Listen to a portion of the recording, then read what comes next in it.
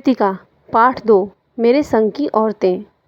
मेरी एक नानी थीं, जाहिर है, पर मैंने उन्हें कभी देखा नहीं। मेरी माँ की शादी होने से पहले ही उनकी मृत्यु हो गई थी। शायद नानी से कहानी ना सुन पाने के कारण बाद में हम 3 बहनों को खुद कहानियाँ कहनी पड़ी। नानी से कहानी भले ही ना सुनी हो, नानी की कहानी ज़रूर सुनी और बाद में जाकर उसका असली मर्म समझ में आया। पहले इतना ही जाना कि मेरी नानी पारंपरिक अनपढ़ पर्दानशी औरत थीं, जिनके पति शादी के तुरंत बाद उन्हें छोड़कर बैरिस्ट्री पढ़ने विलायत चले गए थे। कैम्ब्रिज विश्वविद्यालय से डिग्री लेकर जब वे लौटे और विलायती रीति रिवाज के संग ज़िंदगी बसर करने लगे, तो नानी के अपने रहन सहन पर उसका कोई असर नहीं पड़ा। न उन्होंने अपने किसी इच्छा आकांक्षा या पसंद नापसंद का इजहार पति पर कभी किया। पर जब कम उम्र में नानी ने खुद को मौत के करीब पाया, तो 15 वर्षीय इकलौती बेटी मेरी माँ की शादी की फिक्र ने इतना डराया कि वे एकदम मुंहझोर उठीं। नाना से उन्होंने कहा कि वे पर्दे का लिहाज छोड़कर उनके दोस्त स्वतंत्रता सेनानी प्यारेलाल शर्मा से मिलना चाहती हैं। सब दंग हैरान रह गए। जिस पर्दानशी औरत ने पराये मर्द से क्या, खुद अपने मर्द से मुंह खोलकर बात नहीं की थी, आखिरी वक्त में अजनबी से क्या कहना चाह सकती है। पर नाना ने वक्त की कमी और मौके की नज़ाकत की लाज रखी। सवाल जवाब में वक्त बर्बाद करने के बजाय फ़ौरन जाकर दोस्त को लिवा लाए और बीबी के हुजूर में पेश कर दिया।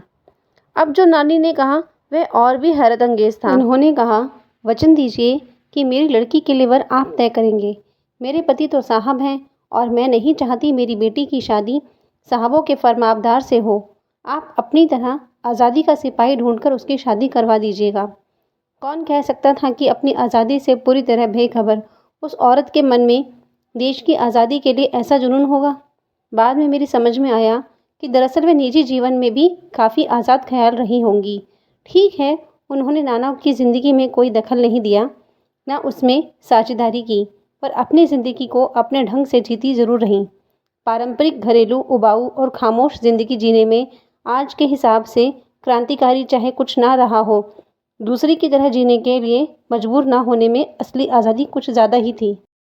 खैर, इस तरह मेरी माँ की शादी ऐसे पढ़े लिखे होनहार लड़के से हुई जिसे आज़ादी के आंदोलन में हिस्सा लेने के अपराध में ICS के इम्तिहान में बैठने से रोक दिया गया था और जिसकी जेब में पुश्तैनी पैसा धैला एक नहीं था।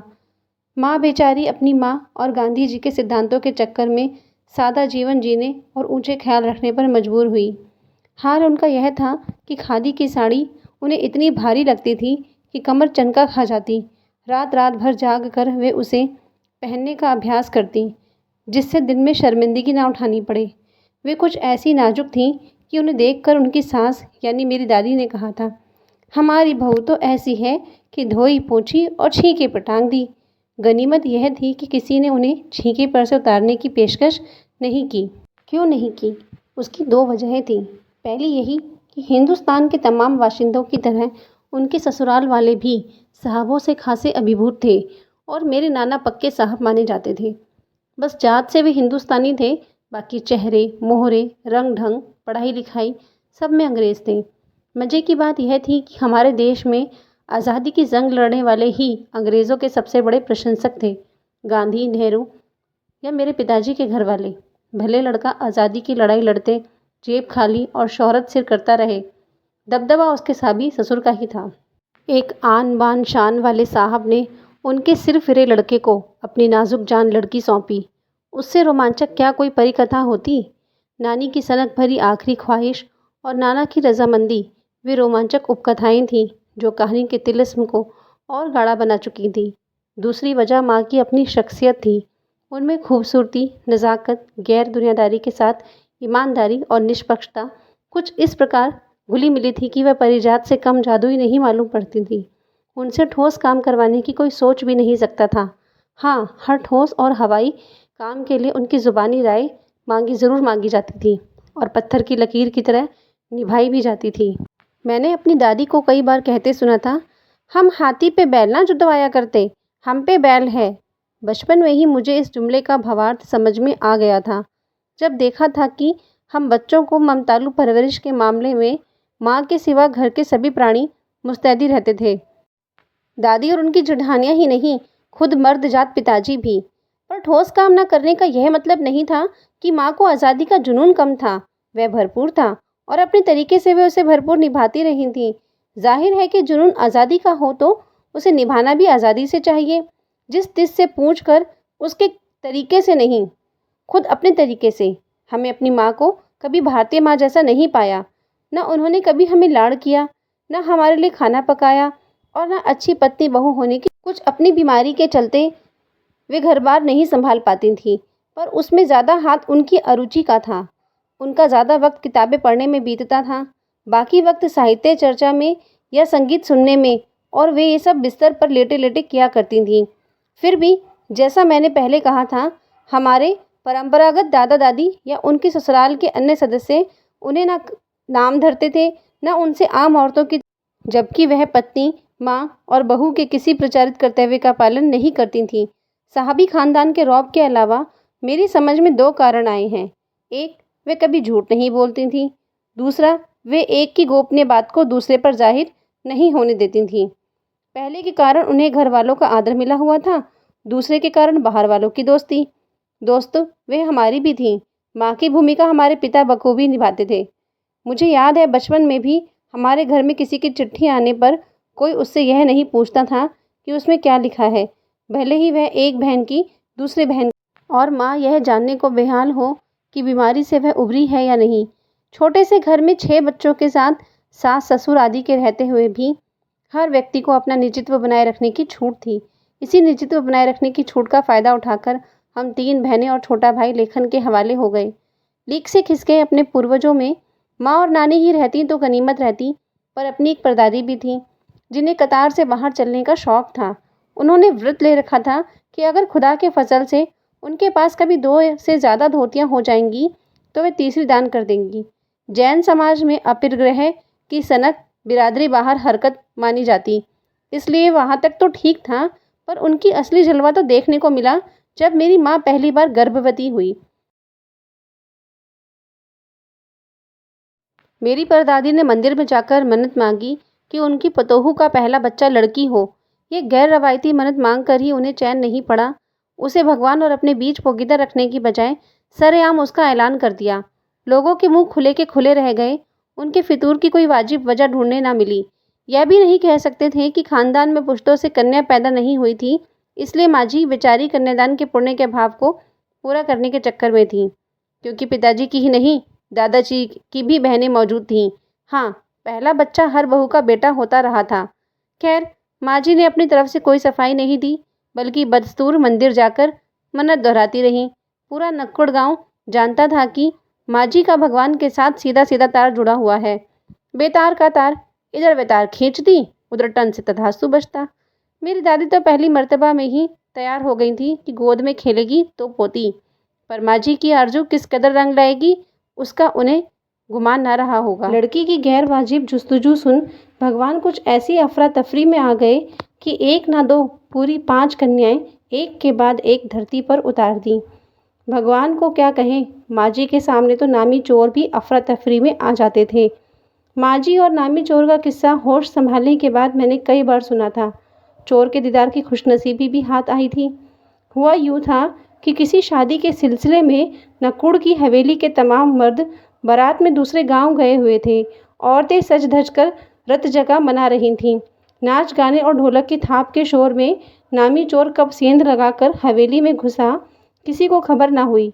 पर चोर था बदकिस्मत, जिस कमरे में घुसा उसमें माँ जी सोई हुई थी। औरतों के शोर से बचने को वे अपना कमरा छोड़ दूसरे में जा सोई थीं। चोर बेचारा तमाम जुगराफिया दिमाग में बैठा कर उतरा था। उसे क्या पता था कि इतनी बड़ी बूढ़ी पुरखिन जगह बदल देगी। खैर, बुढ़ापे की नींद ठहरी। चोर के दबे पाँव की आहट से खुल गई। कौन? माँ जी ने इत्मीनान से पूछा। जी, मैं। चोर ने युगों से चला आ रहा पारंपरिक असंगत जवाब दिया। पानी पिला, माँ जी ने कहा। जी, मैं। चोर झिझक कर रह गया। तब माँ जी बिस्तर के बराबर में टटोल कर देख चुकी थी। लोटा खाली था।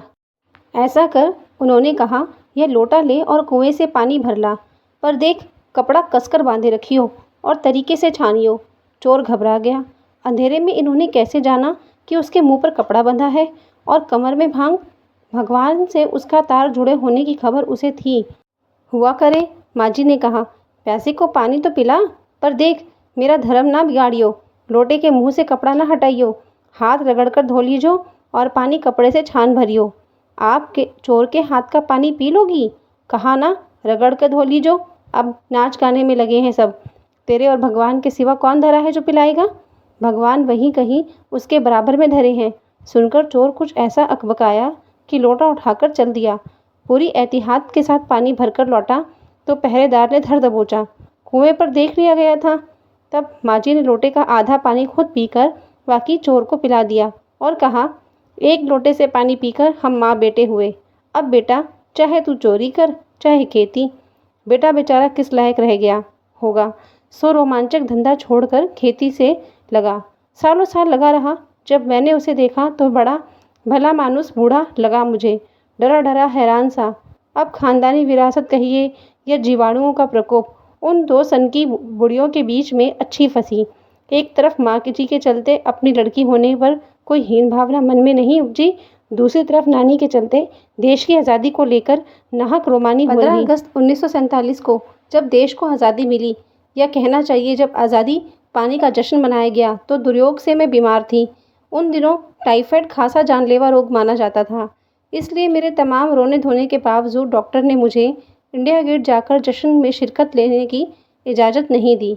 चूँकि डॉक्टर अपने नाना के परम मित्र, उनसे ज़्यादा नाना थे, इसलिए हमारे पिताजी जो बात बात पर सत्ताधारियों से लड़ते फिरते रहते थे, चुप्पी साध गए। मैं बदस्तूर रोती कलपती रही। तंग आकर पिताजी मुझे ब्रदर्स करामजोव उपन्यास पकड़ा गए। किताबें पढ़ने का मुझे मिराक था। सो जब कुछ देर बाद मैंने देखा कि पिताजी को छोड़कर घर के बाकी सब प्राणी पलायन कर चुके थे और पिताजी दूसरे कमरे में बैठे अपनी किताब पढ़ रहे थे, तो रोना धोना छोड़कर मैंने भी किताब खोल ली। एक बार शुरू कर लेने पर उसने मुझे इतनी मोहलत नहीं दी कि दोबारा रोना शुरू करूं या कोई और काम पकड़ूं। उस वक्त ब्रदर्स करामजोव मुझे देने में क्या तुक था, तब मेरी समझ में नहीं आया। किताब कितनी समझ में आई वह अब तक नहीं जानती, क्योंकि उसके बाद इतनी बार पढ़ी कि सारे पाठ आपस में गड़बड़ हो गए। कितना पहली बार में पल्ले पड़ा, कितना बाद में, कहना मुश्किल है, पर इतना विश्वास के साथ कह सकती हूँ कि उसका एक अध्याय जो बच्चों पर होने वाले अनाचार अत्याचार पर था, मुझे पहली ही बार में लगभग कंठस्थ हो गया था। उम्र के हर पड़ाव पर वह मेरे साथ रहा और मेरे लेखन के एक महत्वपूर्ण भाग को प्रभावित करता रहा। जैसे जादू का कालीन मेरे नाटक नहीं व 3 किलो की छोरी जैसी कहानियाँ व खटगुलाब उपन्यास के कई अंश। माँ जी की मन्नत का असर रहा होगा कि मैं ही नहीं, मेरी चारों बहनें भी लड़की होने के नाते किसी हीन भावना का शिकार नहीं हुई। नानी, माँ और परदादी की परंपरा बरकरार रखते हुए लीक पर चलने से भी इनकार किए रहीं। पहली लड़की जिसके लिए मन्नत मांगी गई थी वह मैं नहीं, मेरी बड़ी बहन मंजुल भगत थी। घर का नाम था रानी, बाहर का मंजुल। लेखी का अवतार हुआ मंजुल क्योंकि लिखना शादी के बाद शुरू किया और अपना नाम बदलकर पति का ग्रहण करने में कोई हीन भावना आड़े नहीं आई, इसलिए पैदाइशी जैन नाम छोड़ भगत बनी। दूसरे नंबर पर मैं थी। घर का नाम उमा, बाहर का मृदुला। मैंने भी शादी के बाद लिखना शुरू किया, सो बतौर लेखिका नाम चला मृदुला गर्ग। मुझे याद है जब हमने लिखना शुरू किया उससे कुछ पहले नारीवाद का चलन हुआ था।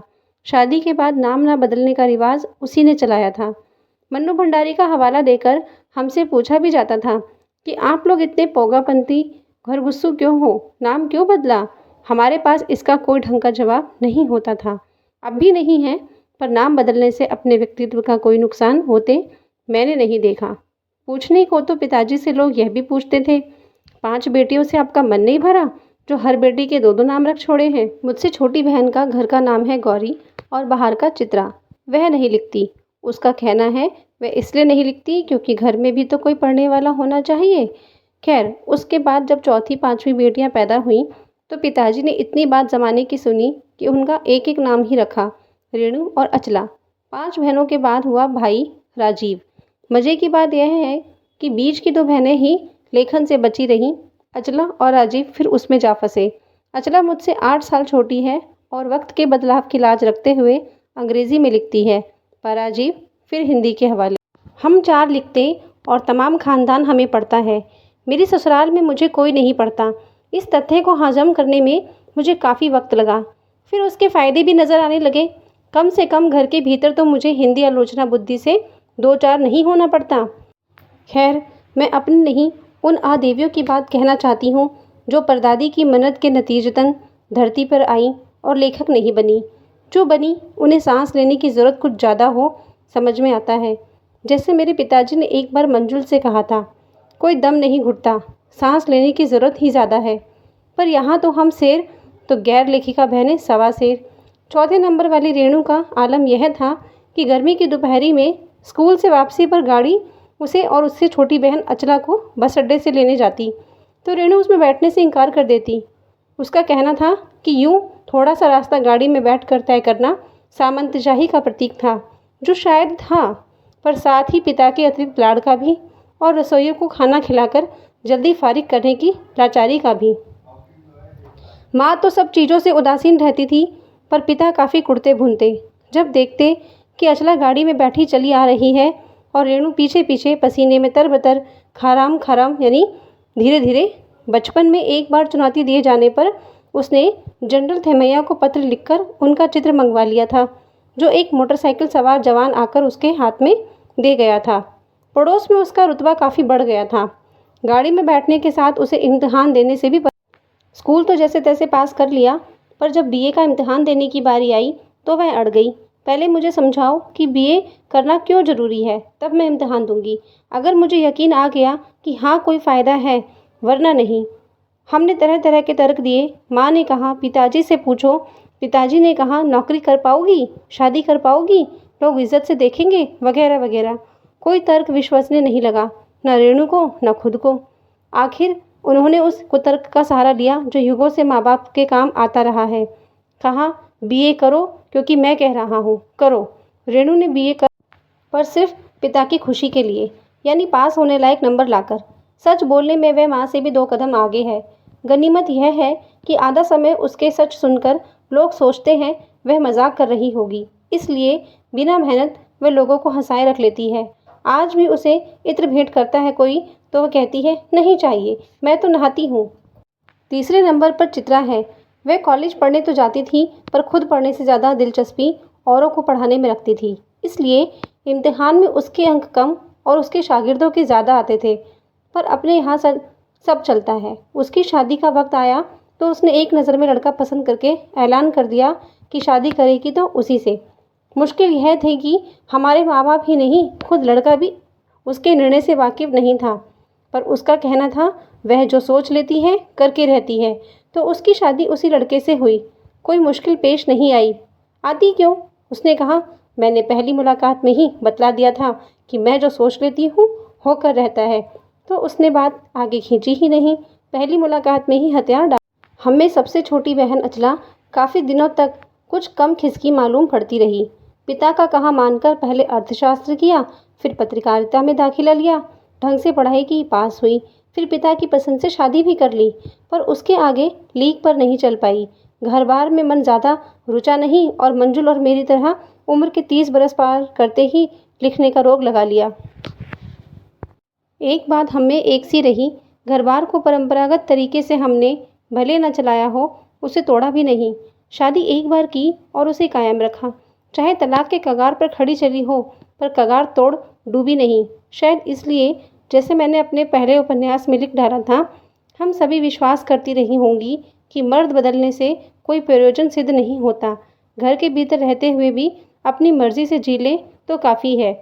शादी के बाद मैं बिहार के एक छोटे कस्बे डालमिया नगर में रही, जहाँ मर्द औरतें चाहे पति पत्नी क्यों ना हो, पिक्चर देखने भी जाते तो अलग अलग दड़बों में बैठते। मैं दिल्ली से कॉलेज की नौकरी छोड़कर वहाँ पहुँची थी और नाटकों में अभिनय करने की शौकीन रही थी। मैंने उनके चलन से हार साल भर के भीतर उन शादीशुदा औरतों को पराए मर्दों के साथ नाटक करने के लिए मना लिया। अगले 4 साल तक हमने कई नाटक किए। अकाल राहत कोष के लिए उन्हीं के माध्यम से पैसा भी इकट्ठा किया। वहाँ से निकली तो कर्नाटक के और भी छोटे कस्बे बागलकोट में पहुँच गई। तब तक मेरे 2 बच्चे हो चुके थे जो स्कूल जाने लायक उम्र में पहुँच रहे थे, पर वहाँ कोई ढंग का स्कूल नहीं था। लोगों की राय पर मैंने पास के कैथोलिक बिशप से दरख्वास्त की कि उनका मिशन वहाँ के सीमेंट कारखानों की आर्थिक मदद से हमारे कस्बे में एक प्राइमरी स्कूल खोल दे। पहले उन्होंने कहा चूँकि उस प्रदेश में क्रिश्चियन जनसंख्या कम थी, इसलिए वहाँ स्कूल खोलने में असमर्थ थे। मैंने गैर क्रिश्चियनी बच्चों को भी शिक्षा पाने के लायक सिद्ध करते हुए अपना इसरार जारी रखा। तब उन्होंने कहा, हम कोशिश कर सकते हैं, बशर्ते आप हमें यकीन दिलाएं कि वह स्कूल अगले 100 वर्षों तक चलता रहेगा। मुझे गुस्सा आ गया। मैंने कहा, स्कूल की छोड़िए, किसी के बारे में भी ये यकीन नहीं दिलाया जा सकता कि वह अगले 100 बरस तक चलेगा। वे भी गुस्सा खा गए। बोले, खुदा का लाख शुक्र है, बच्चों के ना पढ़ पाने की समस्या आपकी है, मेरी नहीं। बात कड़वी थी पर 100% सच। सच के आगे सिर झुकाने की हमारी बचपन की आदत थी। सो मैंने तय किया कि मैं खुद अंग्रेज़ी, हिंदी, कन्नड़ 3 भाषाएं पढ़ाने वाला प्राइमरी स्कूल वहाँ खोलूँगी और कर्नाटक सरकार से उसे मान्यता भी दिलवाऊँगी। वहाँ के अनेक मेहनती, खिसके लोगों की मदद से यह व्रत पूरा हुआ। मेरे बच्चे तथा अन्य अफसरों के बच्चे उसी स्कूल में पढ़े। बाद में अलग अलग शहरों के अलग अलग ख्यात स्कूलों में दाखिला भी पा गए। ऐसे अनेक मौके आए जब मैंने अपने ज़िद्दीपन के नमूने पेश किए, पर सबसे ज़्यादा उसने मंच पाया मेरे लेखन में, जो शुरू से अब तक लीक से खिसकी रही, अपना राह खुद तराशती रही। पर सब कुछ कर लेने पर भी मैं अपनी छोटी बहन रेणु के मुकाबले नहीं पहुंच सकती। 1950 के अंतिम दौर में एक रात दिल्ली में एक साथ 9 इंच बारिश हो गई। दिल्ली की खासियत यह रही है कि थोड़ा पानी बरसते ही वहाँ के नाले परनालों में बाढ़ आ जाती है, पुल के नीचे पानी भर जाता है और तमाम यातायात ठप हो जाता है। उसे लेने नहीं आई। रेनू ने कहा, कोई बात नहीं, मैं पैदल चली जाऊंगी। सबने समझाया, स्कूल बंद होगा, मत जाओ। उसने कहा, आपको कैसे पता? इस सवाल का माकूल जवाब किसी के पास नहीं था। हमारे यहाँ फ़ोन ज़रूर लगा हुआ था, स्कूल में भी रहा होगा, पर बारिश के चलते वह ठप पड़ गया हो, तो रेणु अकेली पैदल स्कूल चली गई। गनीमत यह थी कि बारिश एकमुश्त बरस लेने के बाद थम गई। सड़कों पर पानी था, पर और बरस नहीं रहा था, तो रेणु 2 मील पैदल चलकर स्कूल पहुंची। जैसे हमने कहा था, वह बंद था। चौकीदार रेणु को देखकर दंग रह गया, पर रेणु को इसका कोई मलाल नहीं था। वह वापस 2 मील चलकर घर पहुंच गई। सबने कहा, हमने पहले ही कहा था। उसने कहा, स्कूल बंद था तो मैं वापस आ गई, इसमें आपका कहना कहाँ से आ गया? सोचती हूँ कैसा रोमांच का अनुभव हुआ होगा उसे उस दिन, जगह जगह पानी में लब करते सुनसान शहर में निचाट अकेले धुन में मंजिल की तरफ चलते जाना। सच, अकेलेपन का मज़ा ही कुछ और है। आप सभी को ये वीडियो पसंद आई हो तो वीडियो को लाइक करके सब्सक्राइब कर दीजिएगा। साथ ही कमेंट बॉक्स में ये भी बताइएगा कि आप आगे कौन सी वीडियो देखना चाहते हैं। धन्यवाद।